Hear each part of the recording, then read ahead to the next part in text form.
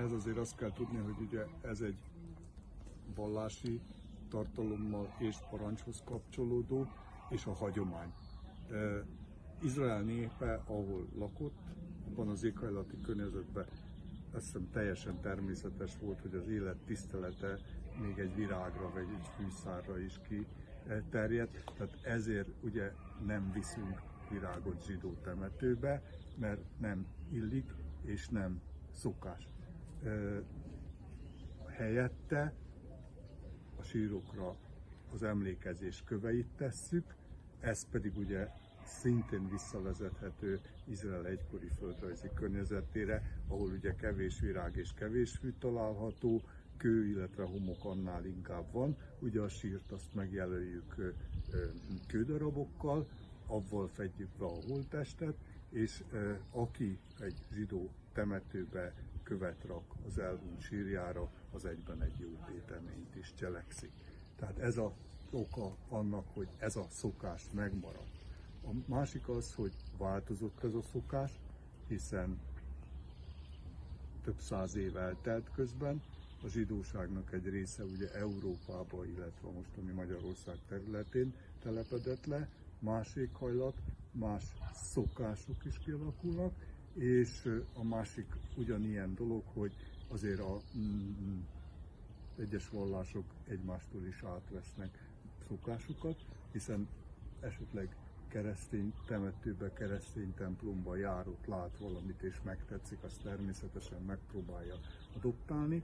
A másik dolog pedig az, hogy különösen az utóbbi 45 utáni időszakban visszatérő kevés zsidó számára a vegyes házasság volt az egyik lehetőség, hogy egyáltalán fennmaradjanak. A házastárs tehát lehetett keresztény, aki hozta magával a saját szokásait, és ezért van az, hogy keveredik a zsidó hagyomány, követ is látunk a síron, és mellette pedig ott a virágcsokor vagy a virágkoszorú.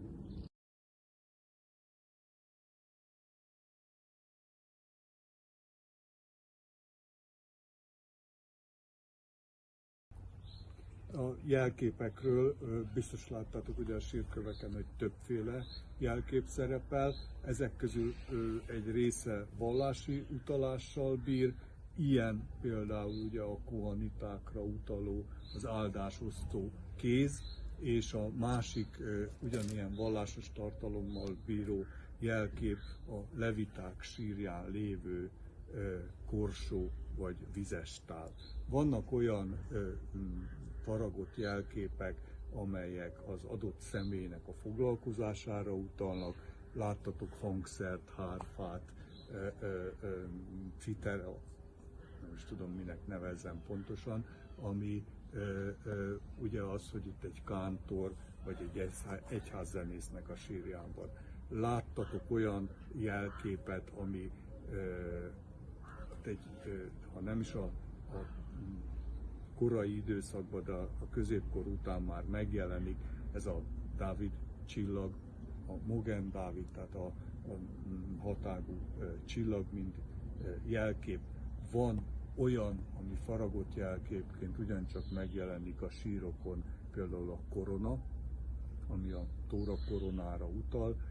Ez általában vagy rabbi, vagy olyan személynek a sírján látható, akit a tudásáért tisztelt a közösség.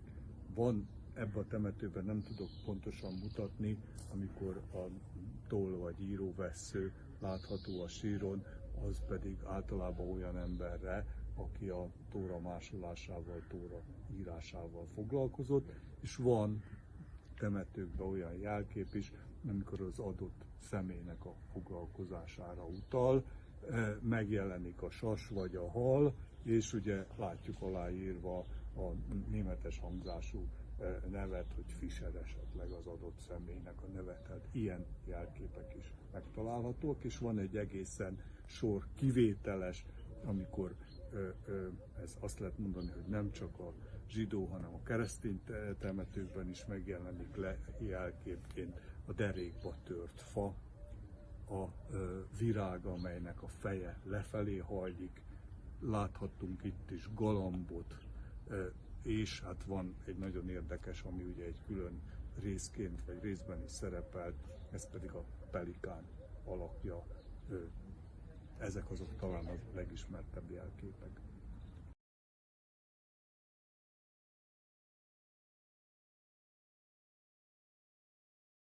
Tehát ennek a temetőnek nem az a legnagyobb tragédiája, hogy itt halott emberek vannak, halott hozzátartozók.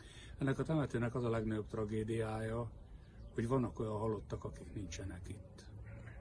Akik Auschwitzba haltak meg, akik munkaszolgálaton haltak meg, valójában nem itt vannak eltemetve, csak a nevük van a sírköveken. Természetesen van ilyen más temetőkben is, hiszen a Donkanyarba vagy az első világháborúban meghalt katonákat sem találták, mind meg és idegenföldbe nyugszanak, de itt a zsidóság számarányához képest nagyon sok az a halott, aki nincs jelen a saját temetőjében.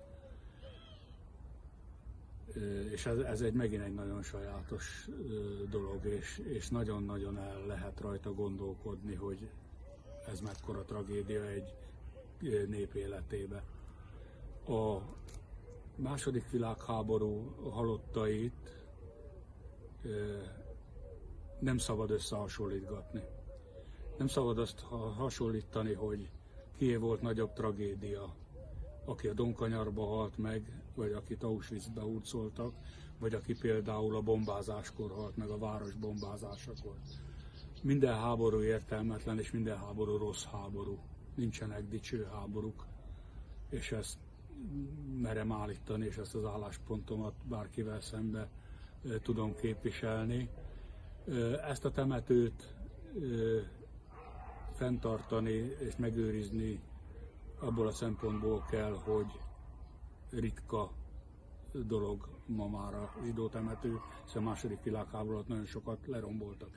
Ez a temető is majdnem megsemmisült, hiszen a 1945 márciusi bombázáskor a temetőnek a jobb oldala az bombatalálatot kapott. Nagyon sok sírt kifordult, nagyon sok sír eltűnt nyomtalanul, és vannak olyan sírok, amik megsérültek, letört róluk sok darab, vagy a bombaszilánkok tették tönkre. Én egy kicsit úgy érzem ezt a bombázást, hogy azok az emberek, akik itt nyugodtak, azok még egyszer meghaltak. És ennek mind az oka, hogy volt egy átkozott háború.